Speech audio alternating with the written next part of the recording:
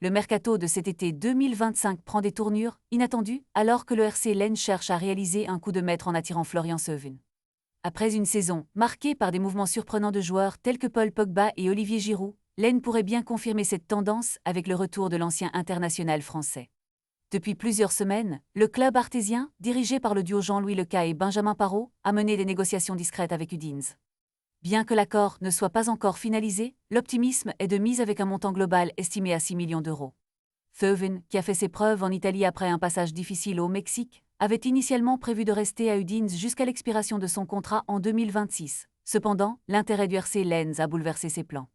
Alors qu'il envisageait d'autres opportunités en Italie, l'idée de revenir en Ligue 1 a commencé à germer dans son esprit. Le club lensois, qui a récemment perdu plusieurs joueurs clés, compte sur Seven pour devenir le visage de leur campagne de recrutement. Avec un contrat de 3 ans en perspective et une position centrale dans l'équipe, Seven pourrait retrouver un cadre familier et une ambiance chaleureuse au stade Bollaert. En acceptant de réfléchir à cette opportunité, Seven se retrouve à un carrefour décisif dans sa carrière. Sa volonté de se relancer en France et de retrouver le défi d'une compétition de haut niveau est palpable. Avec la Coupe du Monde en toile de fond, la concurrence en équipe de France devient de plus en plus féroce, mais Seven a toujours été un joueur à suivre de près. Fin juillet, il a donné son accord de principe au RC Lens, mais les discussions avec Udinese demeurent complexes.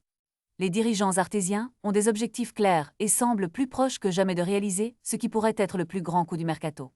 La suite des événements est à suivre de près, car ce transfert pourrait changer la dynamique du championnat français pour cette saison à venir.